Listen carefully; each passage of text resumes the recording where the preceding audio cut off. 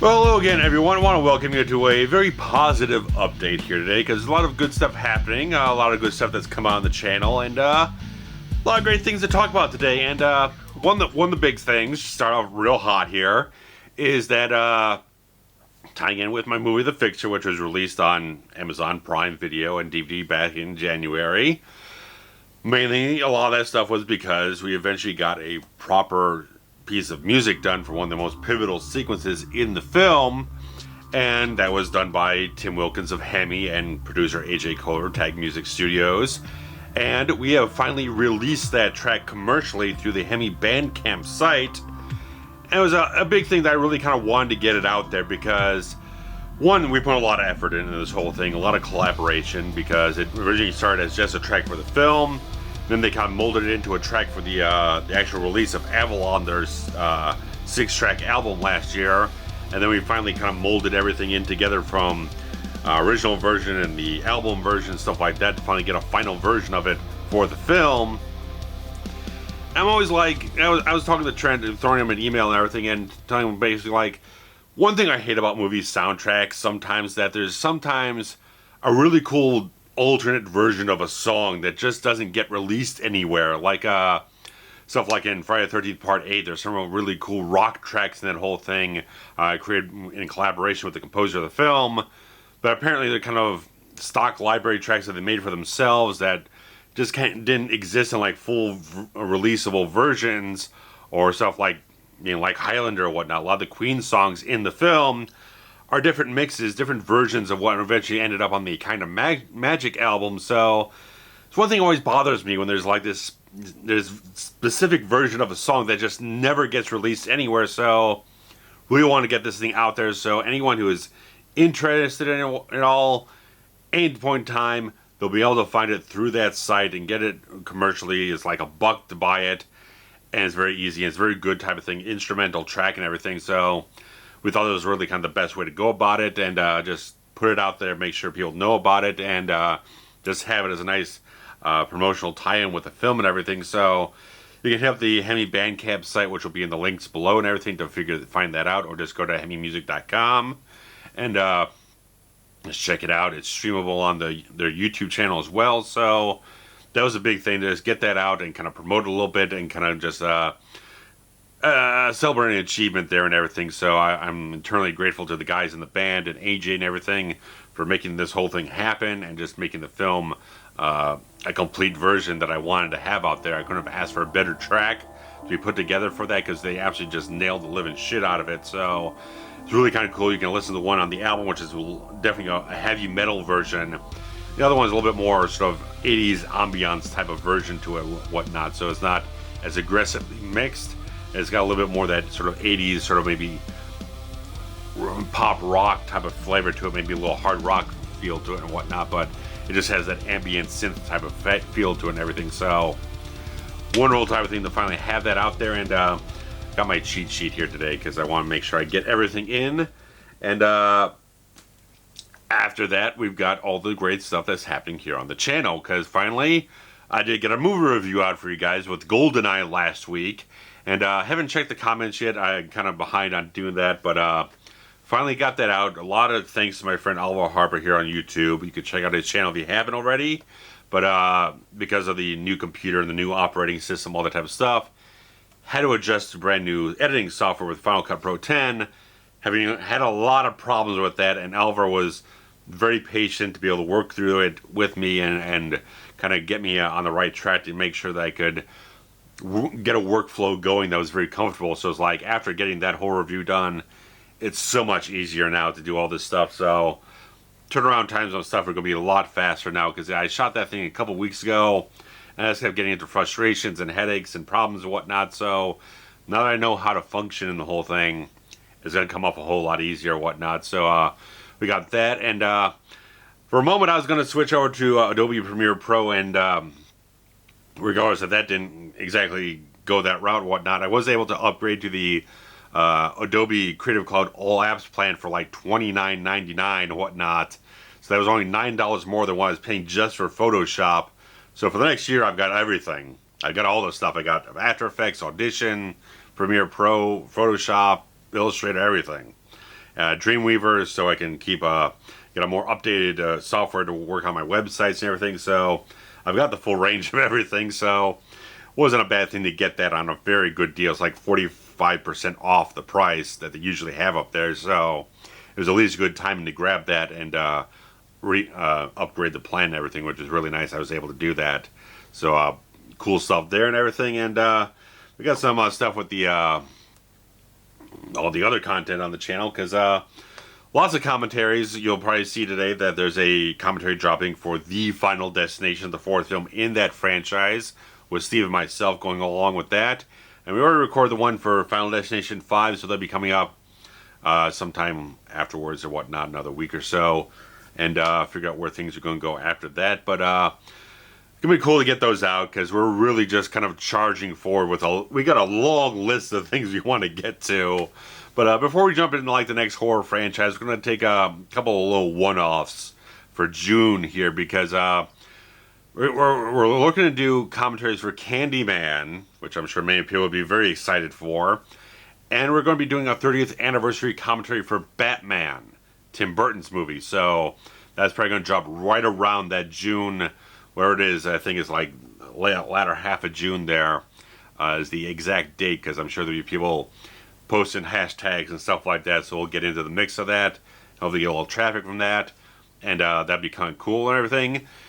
Candyman's kind of an interesting one, because we were talking a lot of stuff off recordings and whatnot, in between sessions and whatnot, about Candyman, because Steve had watched it fairly recently with another friend and still really liked it and whatnot. I've always had something about the film, because this is going to be the interesting thing about doing the commentary, because I'm really excited to do it and try to deconstruct the film and figure out why the film, for myself, never really kind of clicked into place for me. Something about the film, just like it's never won me over fully. It's like it has. I love Virginia Madsen, love Tony Todd, I love all the various things about the film, but there's just something about it that just never really kind of got me hooked in the whole thing. I just want to figure out why that is, what it is that didn't quite grab me about the concept or the execution, whatever the heck it is. There's just something about the film that just never quite just won me over entirely. I really want to do the commentary with him to kind of work through that analysis and deconstruct the whole thing. So that's going to be very interesting to do. First thing we're doing from Clive Barker, which I'm excited for. Probably eventually probably do Hellraiser once we start exhausting things. But we got a long list of things coming up for the next several months. But Batman stuff we're going to kind of do every so often, kind of like the Lethal Weapon ones we did some time ago, because we'll do the first Batman in June here for the anniversary. Then, because Batman Returns is pretty much a Christmas set movie, we're going to probably do that in December, and then just drop the other ones whenever we want to, because they eventually get really kind of shitty or whatnot, really, really awful. But those are going to be commentaries I look forward to in the long run and whatnot. But Trent and I are actually getting together to do a commentary with just the two of us. Because someone was commenting, listening to our Above the Law commentary that we did some time ago, and they asked us to do The Fugitive. We love The Fugitive. It's a Chicago set movie for the most part. I grabbed I forgot to grab it off the shelf and whatnot, but I did buy the 25th anniversary Blu-ray, which had a new transfer, a little bit of an extra featurette, and all the other stuff poured over from the DVD that I had. And so I had to get the new Blu-ray, because apparently the transfer is very, very good. And so we're working out when we're going to schedule that out very soon. So that might drop sometime before the Final Destination 5 one, so we can kind of space things out a little bit more. But me and Trent are definitely get together for our first commentary together in a very long time, just the two of us. Not since we did the Ghostbusters stuff at the beginning of last year have we done one that's just him and I. So that's going to be kind of cool to get into. And so there's a lot of stuff there. But reviews, I am intending to do Star Trek II: The Wrath of Khan shortly. We'll have to see where my schedule kind of opens up here and there to see exactly when I'm going to hit that. But I do intend to get on the next review very shortly. I've got a bit of a packed week here. I'm going to see John Wick on Friday. Don't think I'm going to get a review out because I got a very long day on Saturday. And then Sunday, probably hopefully Monday as well, I'll be able to get into things a little bit more. but we'll just have to see. So I was gonna just pace myself out and probably do a little bit of pre-production stuff, ripping some discs and stuff like that ahead of time, and just get myself prepped and everything. So that's gonna be kind of cool. And so after that, I don't know where I'm gonna go from there, but I got a short list of things I want to do. Some stuff I didn't get to last year in terms of the horror stuff I want to get around to, and just stuff I would just want to just tap into here and there. Some films that I've had on Blu-ray for some time and just haven't got around to watching them. So definitely going to start cleaning off a backlog of stuff I really want to get to and move forward on that, just one review at a time, and not try to look so far ahead. So once I get the next one done, I'll figure out where I want to go after that. So that'd be cool and everything. And so that's going to be coming up. So there's going to be some sci-fi stuff. I always like to keep a variety of things going on here, so I don't want to do too much of one thing.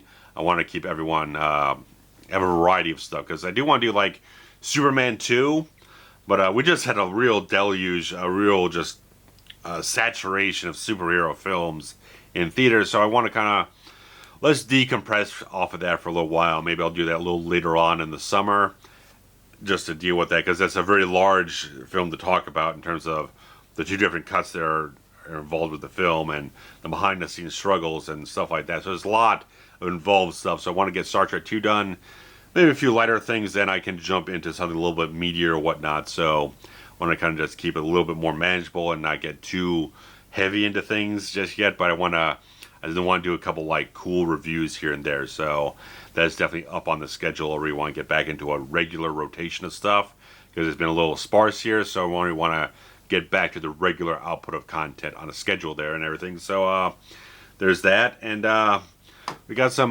media pickups here, because like I said, I got the Fugitive Blu-ray. I left it on the counter, on the rack over there and everything. So there's that. But decided recently that I really wanted to get my Friday the 13th stuff upgraded to HD and everything, because I just had all the DVDs and everything. I only had a Blu-ray of part 2 when we did the commentary for it, because it was like $2 or $3 at the mall. Why not? But I just felt like I've got the complete Halloween box set. I've got the complete box set of the Elm Street films.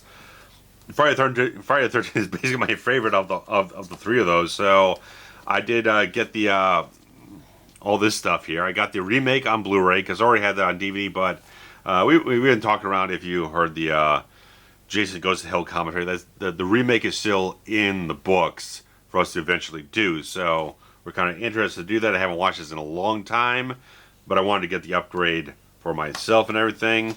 And I got the Friday the 13th box set on this 8 movie disc collection and everything. I got that at Barnes & Noble over the weekend, because they had a 15% off coupon.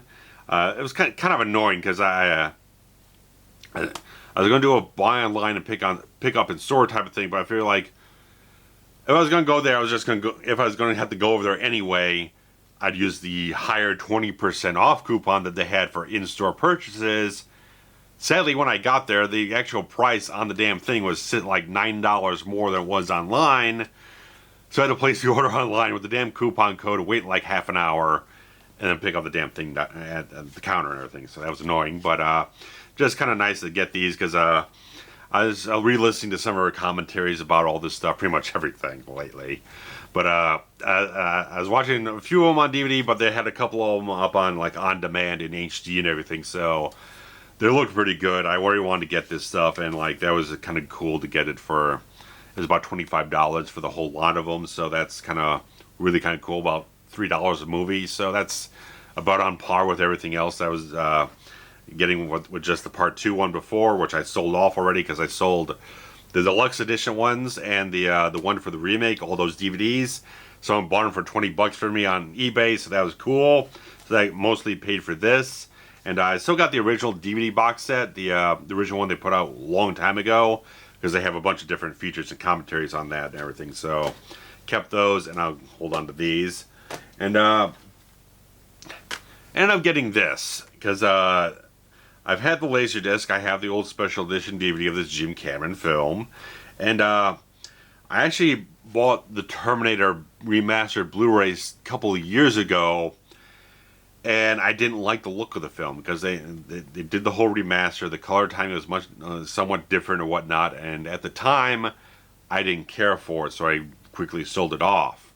And I got, eventually when I got the THX certified Laserdisc, I kind of just watched that religiously and whatnot. But I was working on one of my scripts the other week, and I was just like, I was envisioning this opening scene and whatnot. It's like, this has that Kyle Reese first scene in the film when he's running from the cops, all that type of stuff. It's like, it has that, what I'm trying to capture in the whole thing. It's got that energy, that kind of quality and whatnot. It's like, I wanted to watch the film while I was on the computer and everything. And Vudu had it up on their site for free, but it was the old HD copy of the whole thing, the original Blu-ray release, master or whatnot. And it's like, this looks like shit. There's dirt, there's speckles, there's crap all over the things. Like, I can't watch this. So I went off and bought this for about $6 at the half price books, and whatever it was, I just took a much more of a liking to the look of the film now and everything. The only thing is, it doesn't have the mono soundtrack, which is on the Laserdisc and the DVD I have, which has a entirely different mix and everything, different sound effects, some differences in the score in slight places, stuff like that. So I still really kind of like that mono mix in a certain way. But for the look of it, this is a very good transfer. This is a very good look of the film. I just kind of, where it was, just the cleanliness of it, something like that. Because I liked Laserdisc because it made the film look so much grittier. It felt like a very analog film, but where it is, I just needed the HD version, and that was kind of cool to get and everything, and watch and enjoy and just feed off of that energy of the film and everything. So there's that. And I was looking over my stuff for stuff to throw into this media pickup section of the whole thing, and I realized that there was an update maybe a month or so ago, whatnot, when I was kind of talking about some thrillers I picked up, like Jack's Back and Judgment Night. I didn't talk about this one I picked up, which has Face Off, of course, but I got Snake Eyes with Nick Cage, Brian De Palma, because I wanted to get this one. Because I remember there was about 4 years ago, this was on Netflix, and I hadn't seen it since the theater. One thing, don't ever watch the goddamn trailer for this movie. Never fucking do it, because it's spoilers all over the goddamn thing. It just spoils the whole fucking movie. The twists, the everything. It spoils the whole movie. Don't ever watch the trailer for Snake Eyes. Just find the movie, just watch it. Because it's really good. I think it's really good, because I was watching on Netflix a couple years ago. It's like, yeah, I like this movie. This movie's kind of cool and everything. It's got, it's De Palma. So I know there's a certain level of quality there. Nick Cage, late 90s Nick Cage, really kind of in that kind of zone or whatnot. It's really cool playing like a sleazy Vegas guy in the middle of this. He's kind of this almost sleazy, corrupt sort of investigator in Las Vegas, whatnot. And in the middle of this boxing match, a murder occurs. Lights go up, power goes out, a murder occurs. And the whole thing is kind of deconstructing, trying to figure out who's the killer and everything. And it's got this great energy throughout the whole film. It's like it's all this condensed, compacted timeline of everything that's happening. So it's like it all happens in one night. It's got this great vibe of everything. It's like, I really wanted to watch this again. And this was the only like real deep Blu-ray I could find of it with Face Off. Because I got an old special edition DVD with Face Off on it, which pretty much probably the same thing here. But wanted to check out Snake Eyes again, because I think it's got a real good vibe to it. I think it's a really cool flick or whatnot, really underrated. So like I said, avoid the trailer at all costs. It's just don't want to watch that before you watch the movie. But it's like, it's a cool film. I think it's a really cool film and everything. And just kind of other stuff in terms of screenwriting and stuff like that.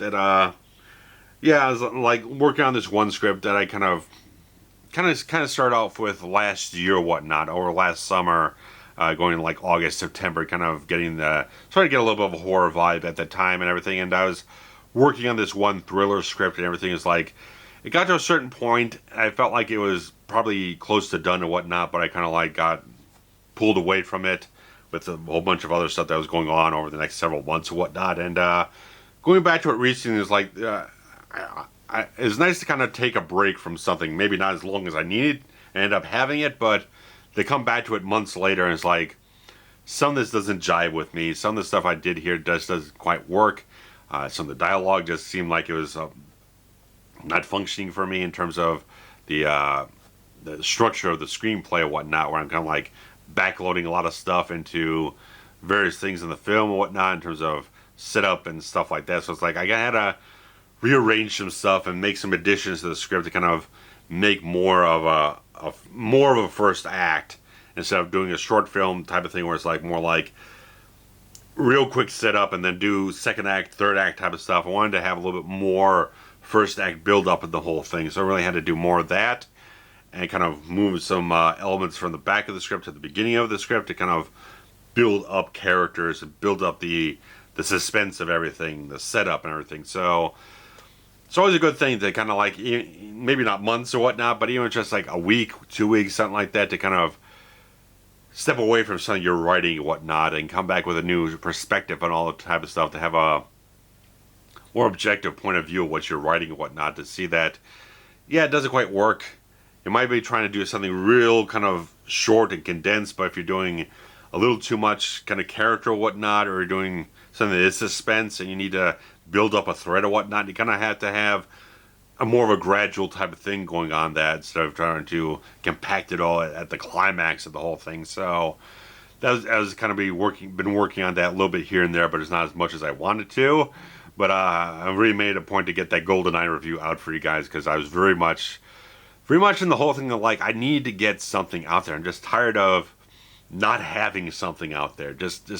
I'm someone who just needs to be creative, needs to have something to push forward and kind of celebrate that I accomplished something. So it's like, I don't work well with where I'm just kind of mulling around and not doing anything. I just feel like I just hate the feeling of not getting anywhere with something. Where I had this whole review shot and I kept having all these difficulties with the software and everything, and having a setback, and just having this channel is still having stuff on it, still releasing commentaries. Like, I know the reviews are the backbone of everything, and that's what a lot of people have come onto the channel for. They look forward to and everything. So I wanted to get that out there because that means something to me. That means a lot to me to get all this stuff out there that I've built up 6 years of this stuff.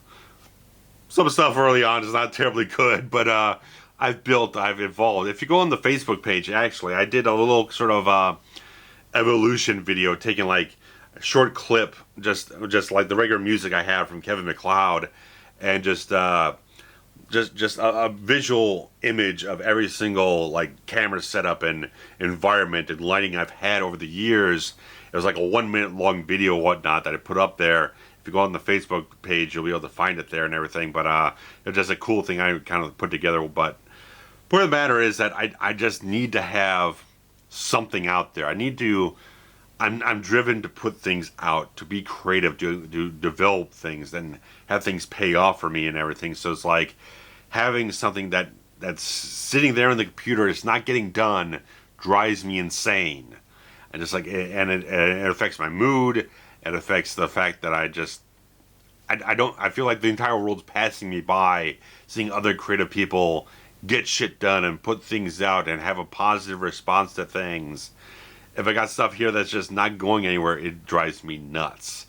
And it's like, I'm just a guy who's just driven to be creative, whatnot. I've encountered a lot of people over the years doing all the filmmaking stuff for like 15 years or whatnot. It's just like, some people kind of get in, they kind of drop out here and there. It's like some people, I can understand a little bit more with actors or whatnot, because there's always struggles and stuff like that, trying to find opportunities and feel like things aren't going anywhere. Because when you're an actor, you're more dependent on a filmmaker needing to find someone for a role. So it's like, it can be very difficult and be frustrating and whatnot, where you get rejected. I know that from all the film festival stuff I've never gotten into.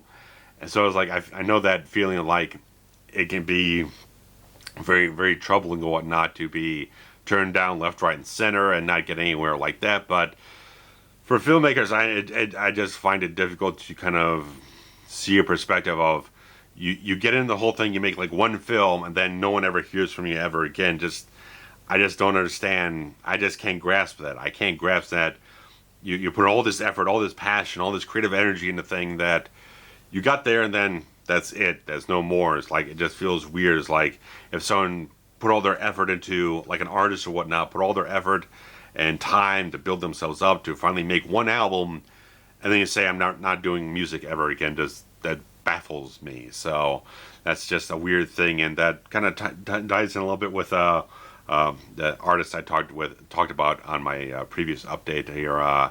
Amy goes by Ames, right, professionally and whatnot. When she's releasing music now, that she's been at this at music whatnot for Los Angeles, trying to make a name for herself and get that traction going about as long as I've been doing filmmaking, and it's just a wonderful thing that she's still got the passion. She's been dealing with things, going through different phases of her career, trying to find her voice and deal with different struggles of different things in her life, whatnot. So it's all these different things that she's dealt with, but she's still found that music is a driving force for her, and I feel that's very inspiring from all the different things she's been through, and the wonderful music that she makes, and the stuff that she's just kind of developed over her own life and everything, to be something that's a core passion of her life, and that drives her forward, and that's something that she's constantly involved with being an artist about and everything. So it's not like saying she could just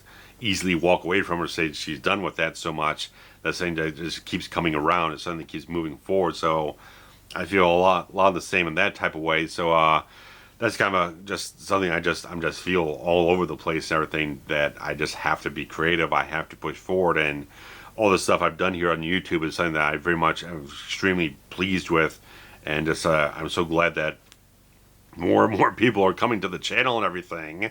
That a couple of months ago we hit 4,000 subscribers about February or whatnot, and we're up over 4,700 now. So it's like we're gaining so much momentum around here.